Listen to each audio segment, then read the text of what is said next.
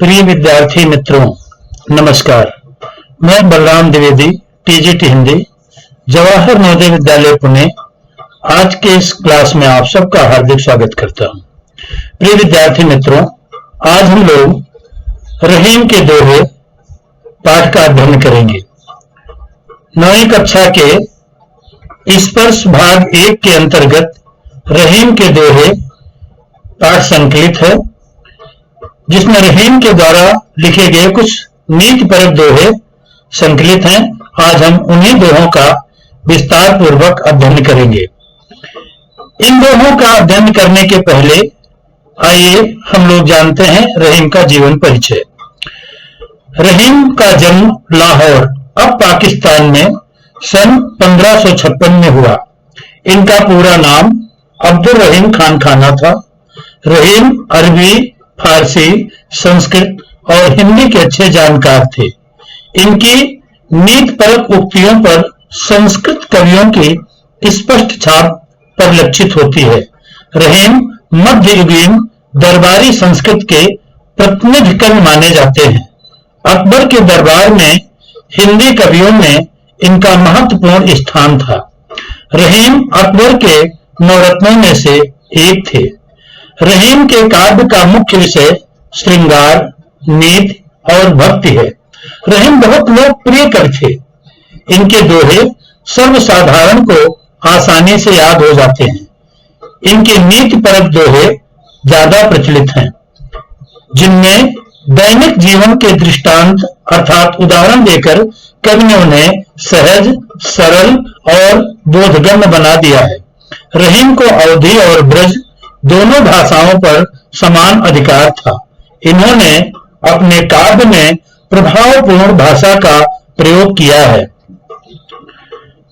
रहीम जी की प्रमुख कृतियां हैं रहीम सतसई, श्रृंगार सतसई, मदनाष्टक, रास पंचाध्यायी, रहीम रत्नावली, बरवय, भाषिक भेद वर्णन। ये सभी कृतियां रहीम ग्रंथावली में समाहित हैं।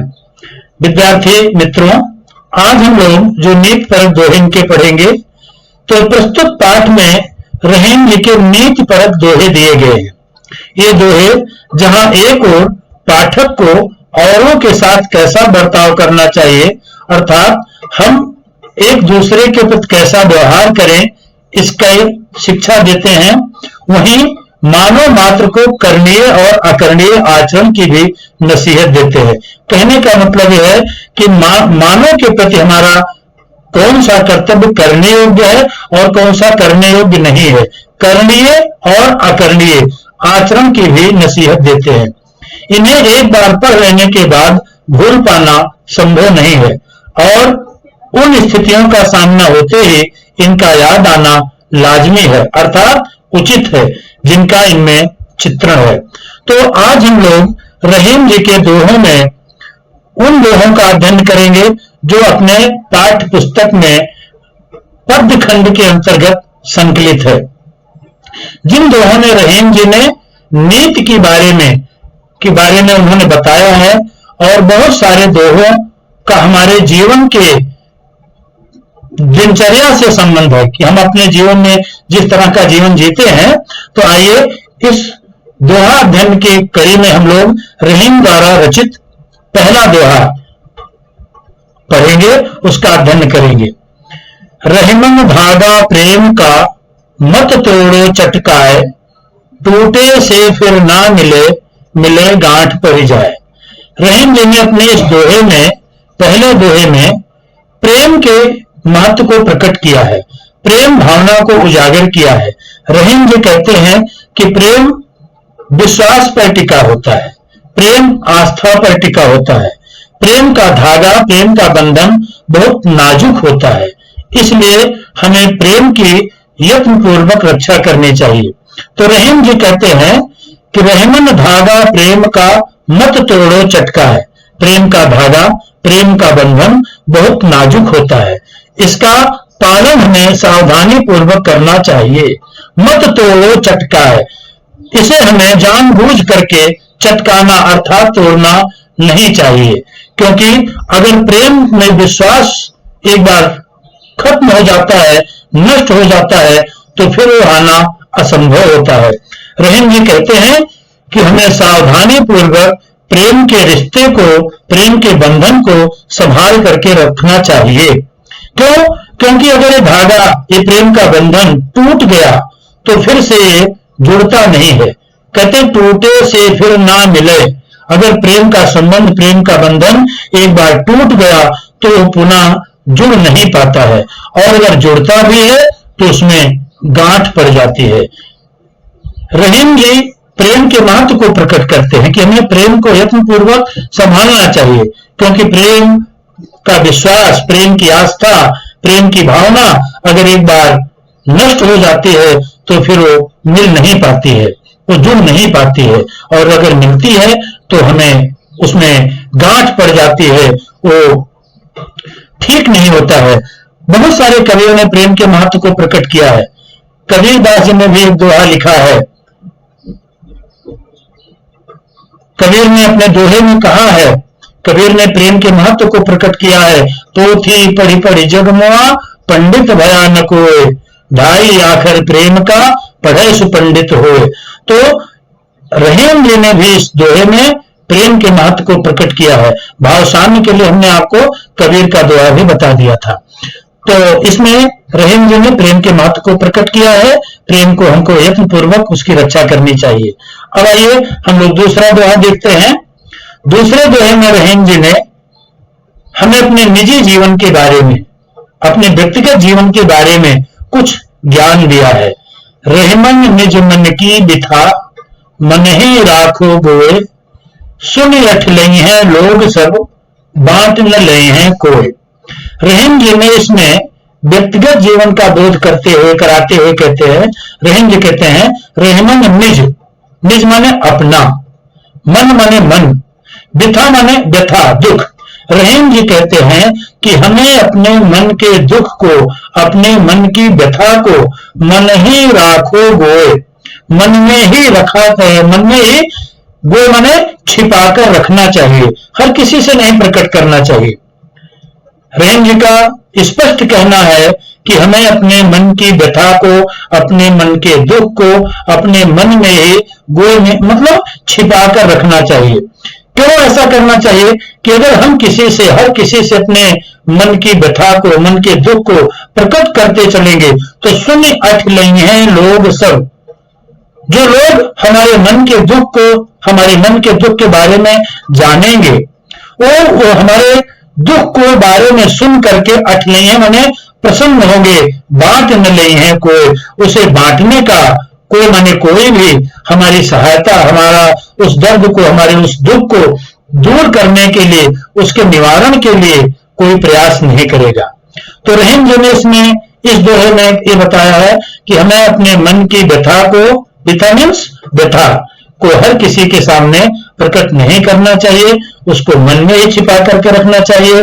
और जो है अगर दूसरे लोग हमको, हमारे उसके दुख के बारे में सुनेंगे तो हमारा केवल उपहास उड़ाएंगे, हमारा मजाक उड़ाएंगे, सच्चे अर्थों में हमारे हितैषी नहीं होंगे। हमें अपनी पीड़ा का सामना खुद करना पड़ेगा, इसलिए हमें हर किसी के सामने अपने मन के व्यथा को, दुख को प्रकट नहीं करना चाहिए। तीसरा जो है, एक साधे सब सधे, सब साधे सब जाए, रहमन मूल ही सींच वो, फूले फले अभाए। रहीम जी कहते हैं कि हमें अपना कोई एक निश्चित लक्ष्य बना करके उस लक्ष्य को एकाग्रता पूर्वक करने के लिए पूरी कोशिश करना चाहिए। अगर हम भटकाव में कई काम एक साथ करेंगे तो हमारा काम संभव नहीं होगा और हमारा कोई भी काम पूरा नहीं होगा। तो रहीम जी स्पष्ट शब्दों में कहते हैं, एक साधे सब सधे। रहीम जी कहते हैं एक काम को मन लगाकर करने से बाकी हमारे सभी काम सदैव बने पूरे हो जाएंगे। अगर हम अपने लक्ष्य को दृढ़ता के साथ, अच्छे मनोयोग के साथ, परिश्रम के साथ करेंगे तो हमारा लक्ष्य अवश्य पूरा होगा। लेकिन अगर हम कई लक्ष्य बना करके उसको पूरा करेंगे, सब साधे सब जाए, और अगर हम कई लक्ष्य को एक साथ पूरा करना चाहेंगे तो निश्चित तौर पर हमारे सभी लक्ष्य जो है वो नष्ट हो जाएंगे, सब जाए, सब जाने सब नष्ट हो जाएंगे, कोई भी पूरा नहीं हो पाएगा। इसलिए रहीम जी कहते हैं कि एक काम को मन लगाकर करने से हमारे बाकी काम क्रमशः एक एक करके पूरे हो जाएंगे। जिस प्रकार रहीम जी उसको कहते हैं, जैसे रहीमन मोल ही सींच बो, रहीम जी कहते हैं जिस प्रकार से वृक्ष की एकमात्र जड़, मूल माने जड़ को, उसको मूल को हम लोग सींचते हैं, सींचे माने सींचने से, जिस प्रकार से वृक्ष के जड़ को सींचने से उसमें पूरी तरह से उसकी डालियां, उसके फूल, उसके फल सब अपने आप फलते फूलते हैं, हम पानी उसके जड़ में देते हैं, लेकिन समय आने पर उसके उस वृक्ष में फूले ही फले अघाय, फूले माने फूलों से, फले माने फलों से, अघाय माने पूरी तरह से वो तृप्त हो जाते हैं, संतुष्ट हो जाते हैं। तो रहीम जी ने इसमें बताया कि हमें अपने लक्ष्य को एक निष्ठ भाव से पूरा करना चाहिए और अपना काम मनोयोग से लगा करके, मन लगा करके अच्छे ढंग से हम पूरा करेंगे तो हमारा सब काम एक एक करके पूरा हो जाएगा। आइए अब हम लोग अगले दोहे का अध्ययन करेंगे। रहीम जी ने अगले दोहे में चित्रकूट में रम रहे रहीमन अवध नरेश, जा पर विपदा पड़त है सो आवत यही देश। इस दोहे में रहीम जी ने चित्रकूट, जो कि एक धार्मिक स्थल है, उत्तर प्रदेश का एक धार्मिक स्थल है, तो चित्रकूट के महत्व को इस दोहे में रहीम जी ने प्रकट किया है। विद्यार्थियों, आप लोगों ने चित्रकूट का प्रसंग पढ़ा है छठी कक्षा में, जब आपने राम कथा पढ़ी थी तो उसमें चित्रकूट का वर्णन आया है। और आप सभी जानते हैं कि जब भगवान राम को 14 वर्ष का वनवास हुआ था तो अपने वनवास के काल में, अपने वनवास की अवधि में वो कुछ समय चित्रकूट में भी रहे थे। इसी चित्रकूट में भगवान राम को उनके छोटे भाई भरत मनाने के लिए भी आए थे।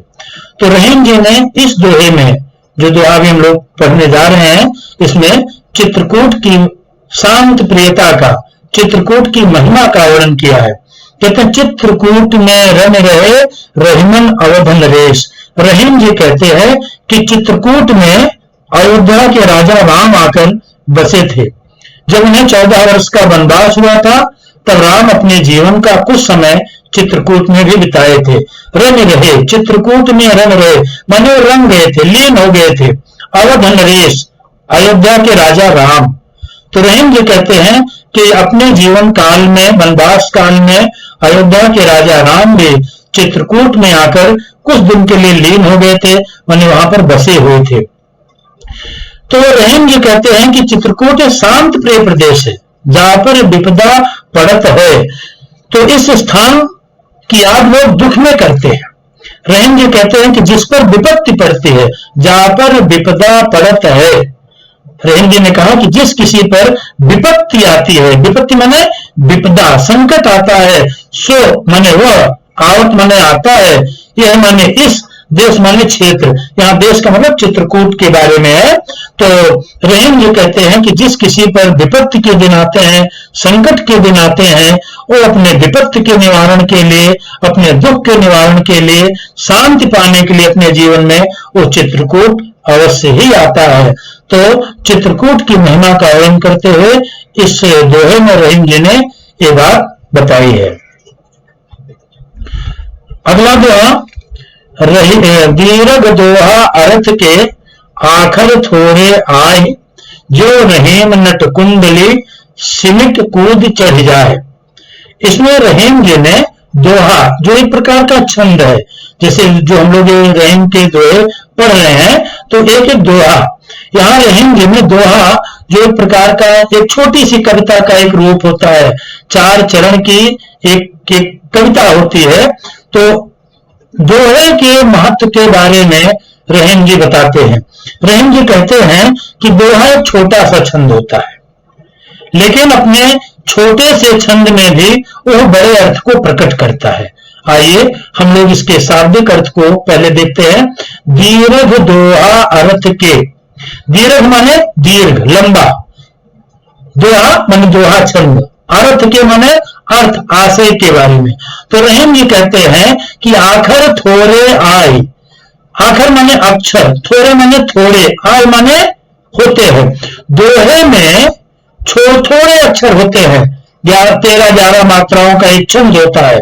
तो रहीम जी कहते हैं कि थोड़े अक्षरों की रचना, जिसे हम दोहा कहते हैं, जिसमें थोड़े से अक्षर होते हैं, लेकिन वो एक दीर्घ माने एक बड़े अर्थ को प्रकट करने में सक्षम होता है।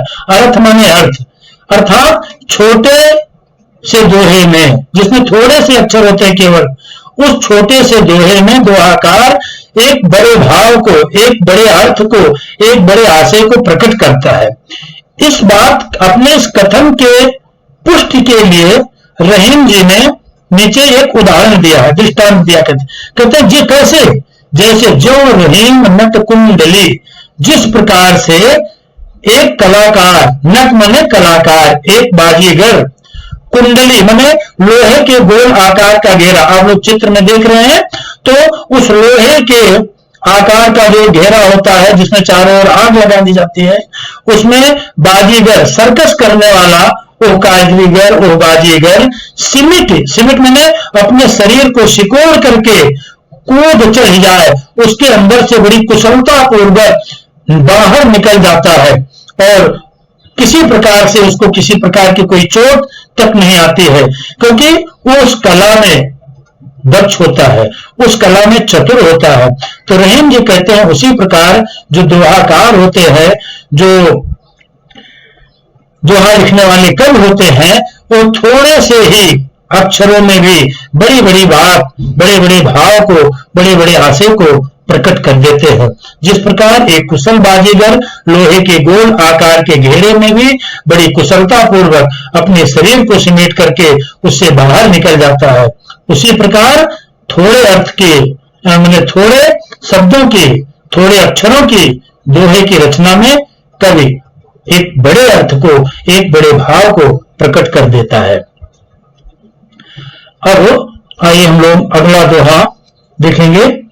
धन रहीम जल पंक को लघुजी पियत अघाय, उदद बड़ाई कौन है जगत प्यासो जाए।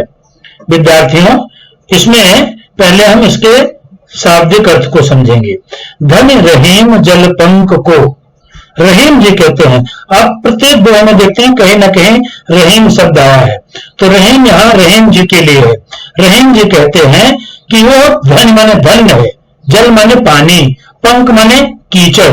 रहीम जी कहते हैं कि वो कीचड़ युक्त पानी, जो कीचड़ से भरा हुआ पानी है, कीचड़ मिश्रित वो पानी है, धन्य है वो। क्यों धन्य है?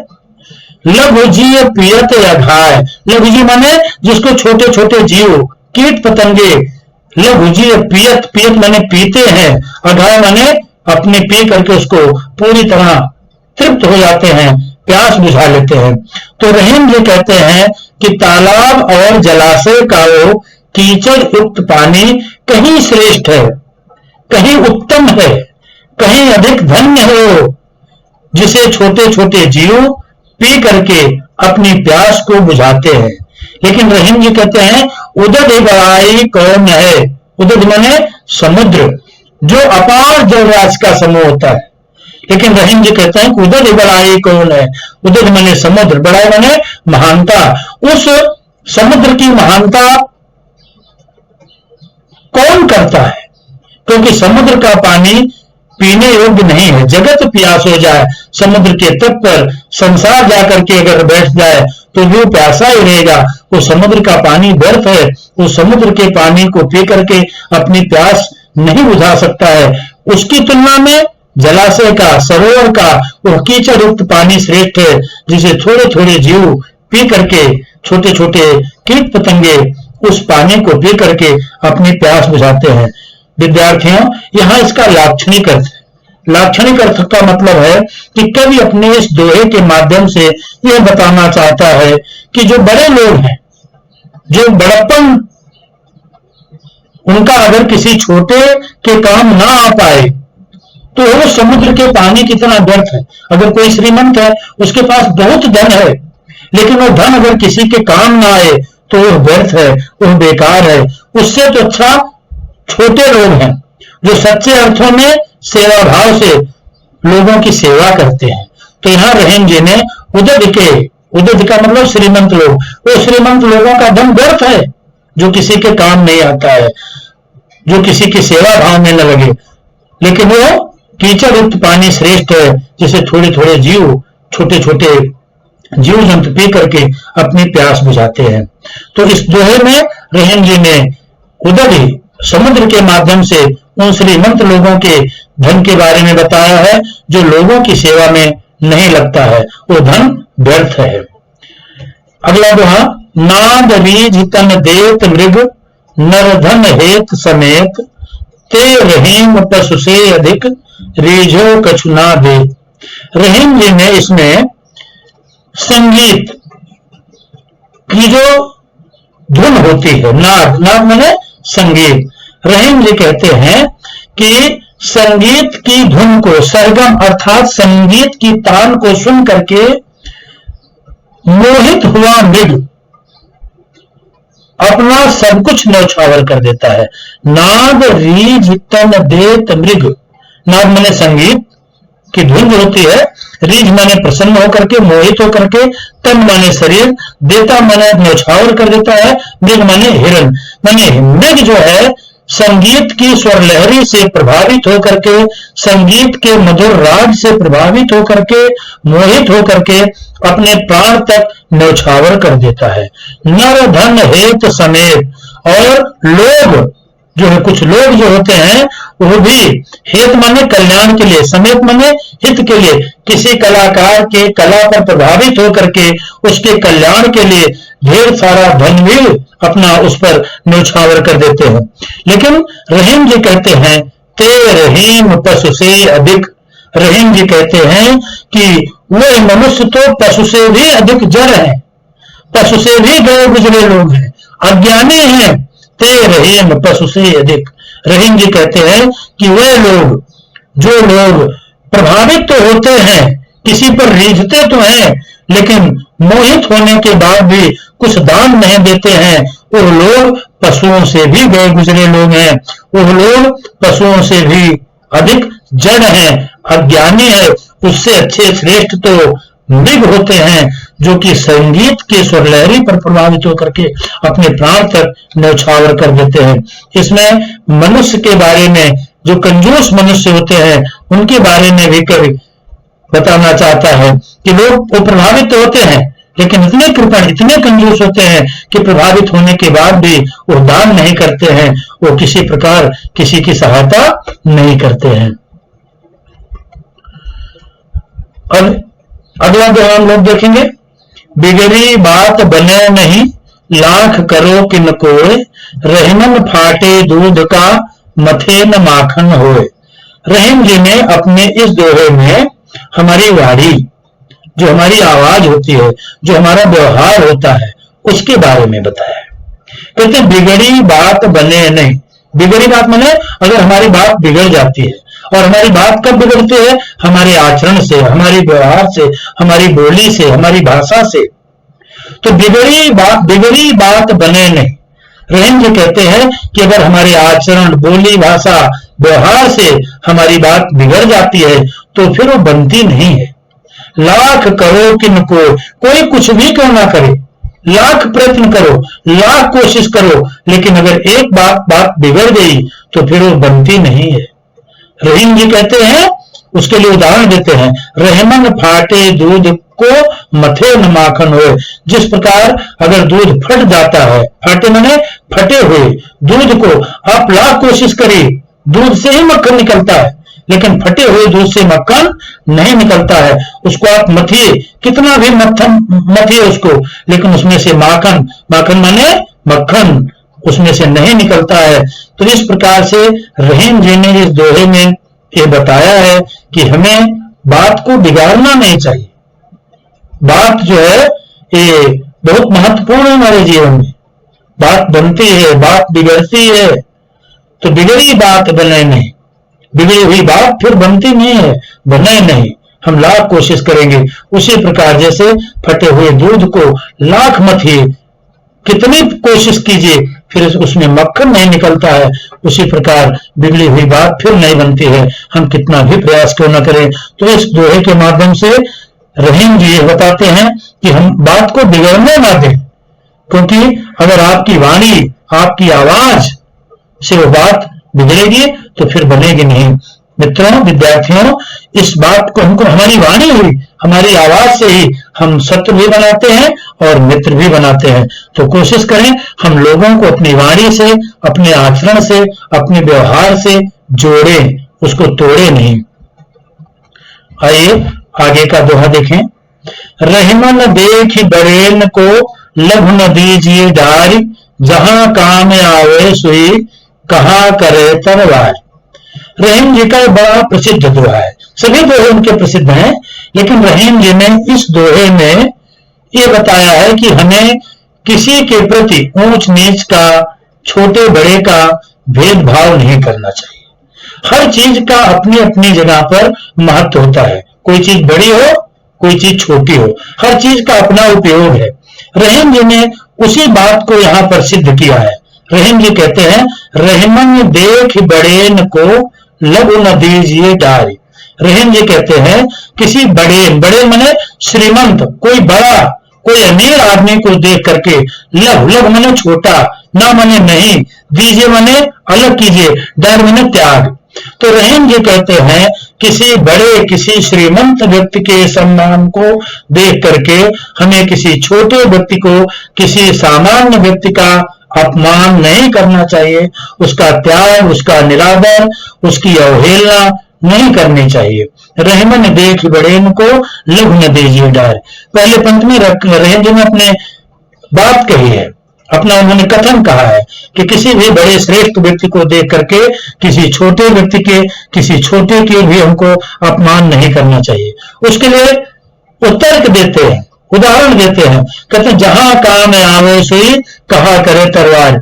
रहीम जी कहते हैं कि फटे कपड़े को सिलने के लिए सुई ही काम आती है। जहां काम आवे सुई, अगर आपका कपड़ा फटा हुआ है तो उसको सिलने के लिए सुई ही काम आएगी, वहां तलवार से काम नहीं होने वाला है। इसलिए हमें छोटे लोगों का अनादर नहीं करना चाहिए, अपमान नहीं करना चाहिए। रहीम जी कहते हैं कि हर व्यक्ति का, हर वस्तु का अपना महत्व है। तो इस प्रकार हमें रहीम जी ने इस दोहे के माध्यम से ये बोध कराया है कि किसी बड़े के सम्मान को हम करें, लेकिन किसी बड़े व्यक्ति की मान मर्यादा को हम ज्यादा ध्यान दें और छोटे को अपमानित करें, ये ठीक नहीं है। तो रहीम जी कहते हैं कि हमें ऊंच नीच का भेदभाव नहीं करना चाहिए, अपने इस दोहे के माध्यम से उन्होंने बताया है। अगला दोहा है, रहीमन निज मन की रहीमन निज संपत्ति बिना को न विपत्ति सहाय, बिन पानी जो जलज को रग नहीं सके बचाए।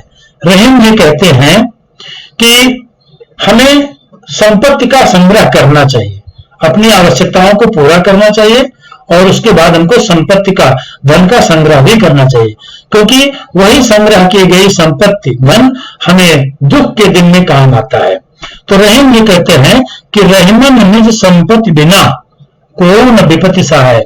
रहीम जी कहते हैं कि निज माने अपनी, संपत्ति माने धन, अपने धन के बिना, अगर हमारे पास अपना खुद का धन नहीं है तो को न विपत्ति सहाय, को माने कोई, विपत्ति माने विपत्ति में, सहाय माने सहायक नहीं बनेगा।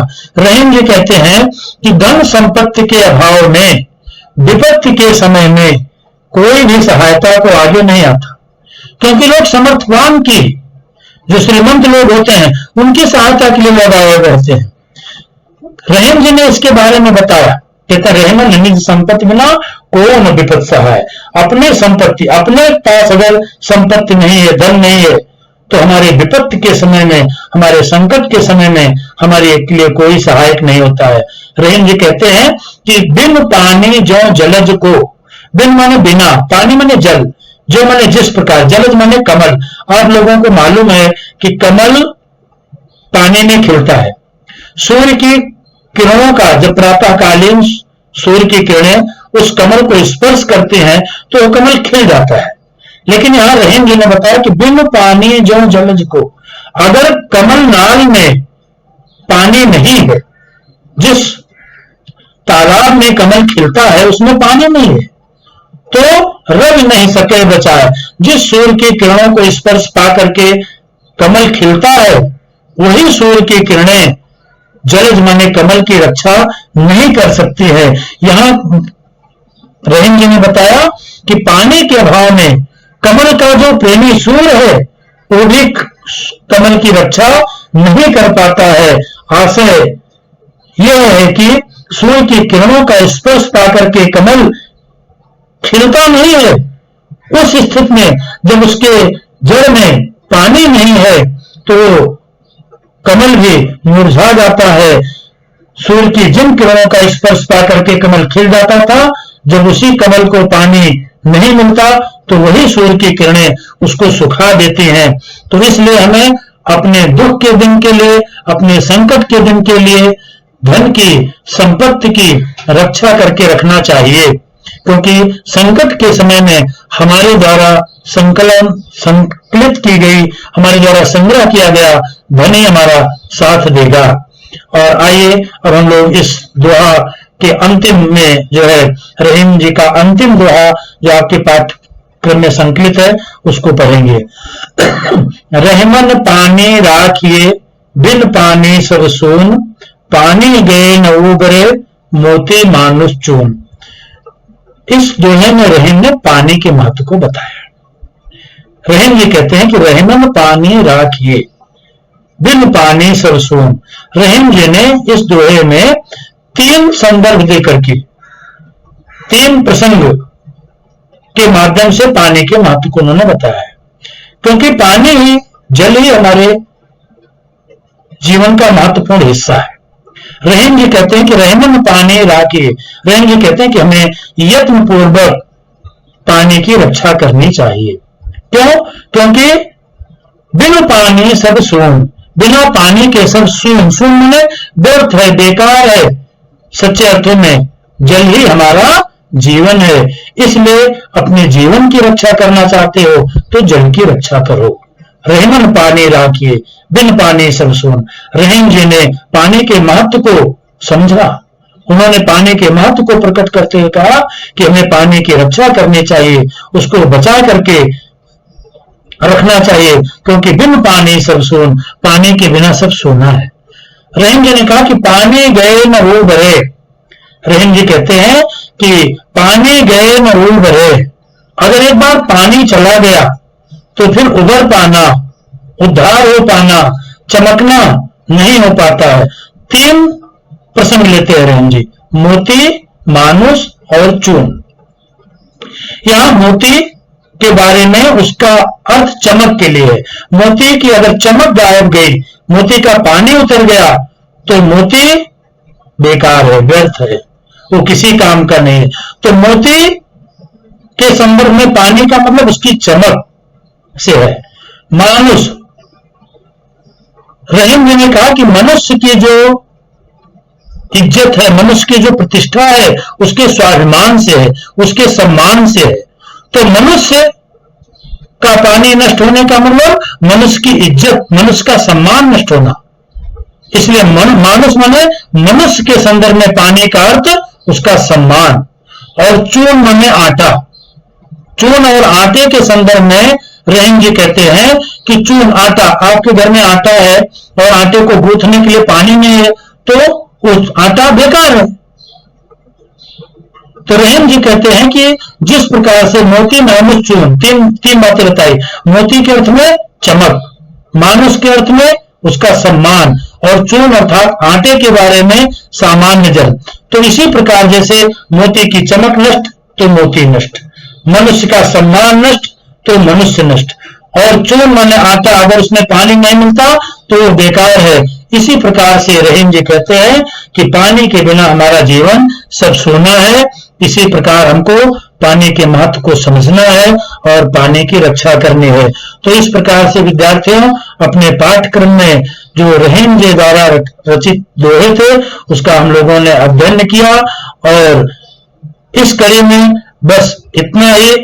आप सब लोगों को बहुत बहुत धन्यवाद। नमस्कार।